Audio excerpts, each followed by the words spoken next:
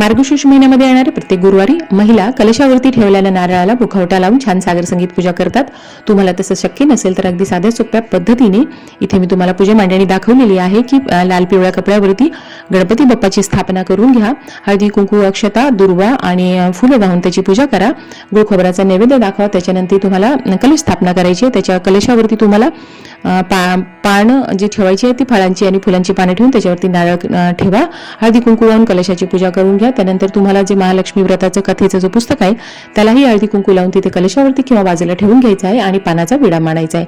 पानावरती तुम्ही खारीक खोबरं हळकुंड बदाम सुपारी आणि नाणं ठेवायचं आहे आणि फुलं वाहून हळदी कुंकू अक्षता वाहून ही सर्व पूजा तुम्हाला संपन्न करून घ्यायची आहे आणि खडी साखरेचा नैवेद्य दाखवायचा आणि धूप निरांजन फुलं वाहून पूजा संपन्न झाल्यानंतर कथा वाचन करायची आणि आरती करायची।